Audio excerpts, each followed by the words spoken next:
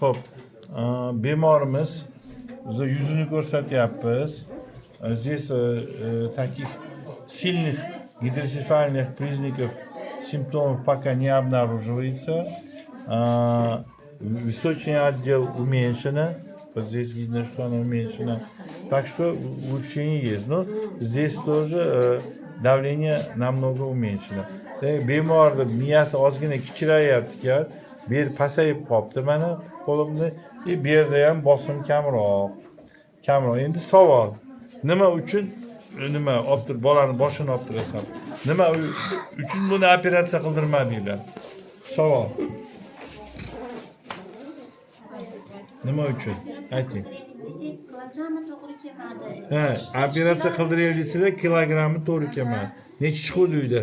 Uyda 36 edi. 36 edi. Hozir mana 38 chiqyapti. Necha kun oldin 36 edi? 5 kunmi, 6 kunmi? 5 kun oldin. 38 mi, 38dan kattaroqmi? 38 yarim chiqyapti. Tushundingiz?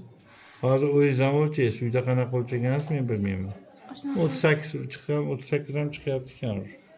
38 yarim emas, 38 mi?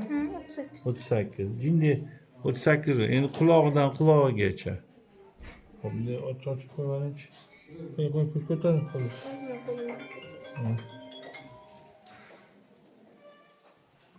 Yigirma besh. Xo'p.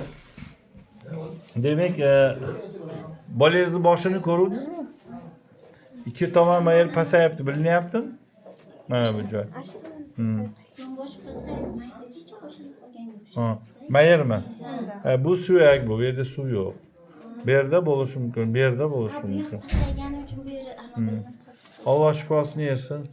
Xo'p, demak, operatsiya qilma, men garantiya beraman dedimmi? Yo, demadimmi? Umid qilinglar dedim, lekin garantiya beraman demadim. Xo'p, o'zinglar aytdinglarki, kilosi to'g'ri kelmaydi ekan, ahvoli og'ir ekan, operatsiya qildira olmaymiz ekan. tez bo'lganiga Sudurgisi to'xtadimi? Necha kun bo'ldi to'xtaganiga? Kelgan kuninglar to'xtadi. O'zi necha kundek bo'ldi bugun? Bugun 3-chi kun. Kelgan yillarga 3 kun bo'ldi, уже судорога yo'q.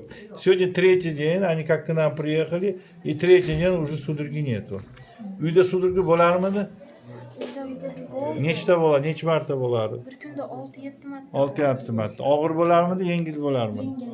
Yengil. 30-40 sekund. 30-40 sekund. Alloh shifosini bersin, дай Бог вам здоровья.